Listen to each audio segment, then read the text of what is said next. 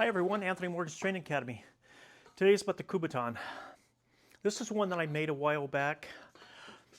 I took a piece of ironwood. I took a clip off of an old knife, and I drilled it and tapped it, and then I put epoxy down in there so that would stay tight.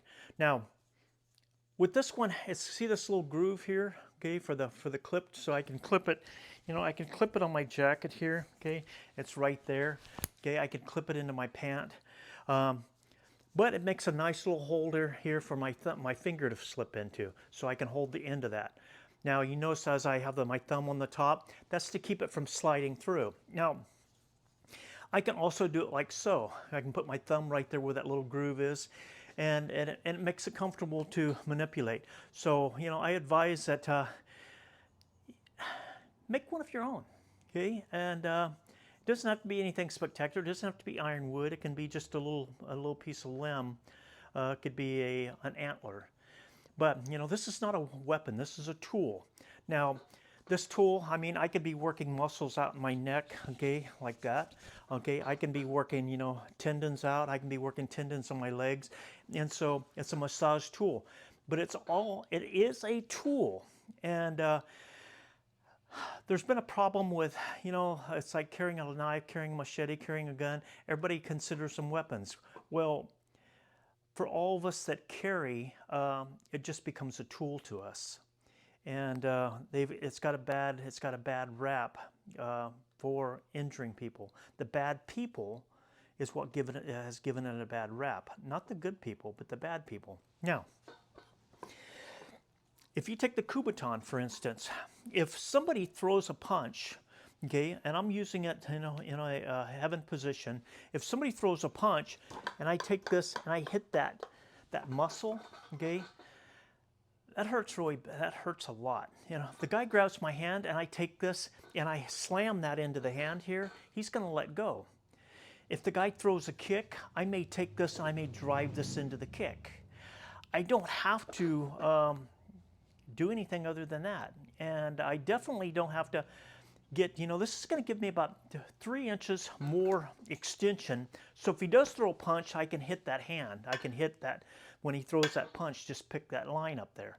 Now, I can hit him in the face. Sure, I can hit here, but do I really want to do that? Do I want to do anything that's going to make him dislike me later on? And you say, well, what's it matter? Well, it matters a lot, because if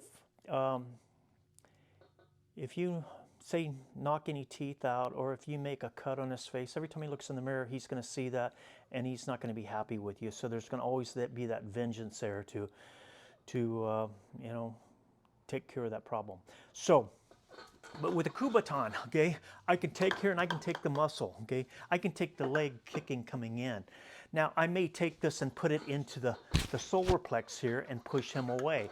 If he's choking me here, I can put this up here and I can push him away. And it doesn't always, the Kubotan is not, it's not the tool itself. This ballpoint pen will do the same exact thing. Okay, this fruit knife will do the exact same thing. But it's getting used to carrying this.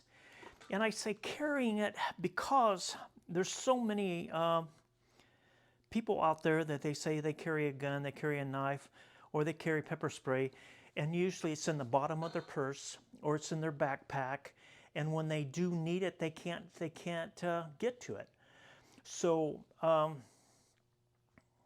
keep it to where you can get your hands on it, and that's the next issue that we come to, is the fight or fright. Okay, if something scares you, do you think you're going to remember to pull out your Kubotan to hit them? No, you're going to try to defend, and that's where usually that fright comes in, because you can't think clearly. So, if you're out and about and you're going to your car at night, keep it in your hand. Okay, keep it to where you're, a lot of people put keys between their hands, between their knuckles here. Well, if you hit somebody, that really hurts. you put that key between here and you hit somebody with it and that key bends over, it really hurts your hand. Now, sure, it's going to do something to them. But now, if you do that and your keychain breaks and then your keys are scattered all over, what have you gained? So, I mean, you could take something like this and you can drill a hole in it and put a little eyelet here with a little wristband that slips over your hand. So you always have something here in your hand that you can defend yourself with. So if I have this, and this is the person's body, okay, and if I hit them in the ribs with this, it's going to stop them. Okay, and that's all we're trying to do. I want everyone to feel comfortable with defending themselves. I want you to be able to walk the streets with your head a little higher, okay? Make your stride a little bit stronger, and have confidence to go anywhere and everywhere you want to go.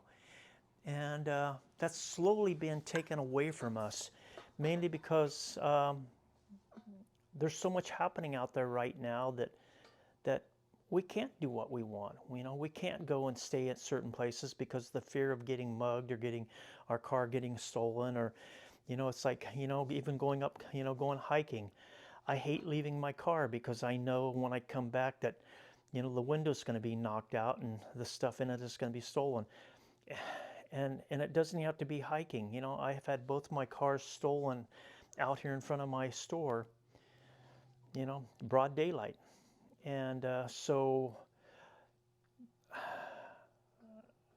having that security of being able to say, I want to be able to go hiking. I want to be able to go down and sit by the river. And, and we have to take that back. We have to be able to say, is this going to give me that confidence? It's going to give me some confidence. But training with that confidence, and training in a system that's going to give you that confidence, maybe Muay Thai, maybe Kali, maybe Wing Chun Do, maybe JKD, maybe Jun Fan, maybe BJJ. Okay, it's going to give you that confidence to go out there and stand toe-to-toe with somebody. And a lot of times it's not always about throwing the punch, or it's not always about kicking them, or it's not always about taking them on the ground. Most of the time it's just being confident enough in yourself to where you can say, I'm not going to allow this to happen. And if you persist on this, I'm going to hurt you. And sometimes that's all it takes, and the person will back up. But they're looking for somebody that's going to be weak. And we can't allow that to happen. We can't have us being weak. And how we walk, if I'm walking and my head's down like this, I appear to be weak. So I need to keep my head up. I need to keep, my posture right. I need to, make sure that I'm not an easy target for someone out there to take advantage of. So carry a Kubotan, carry it with you everywhere you go. Get used to keeping it in your hand. And it's, if you're at work, keep it right there, because, we get attacked at work too. We get attacked in our car, okay? So if it's in your purse and you're sitting in your car, you have to go through your purse. What if somebody comes up to your window? You say, oh, okay, wait just a minute, I got to get my Kubotan out of my, no.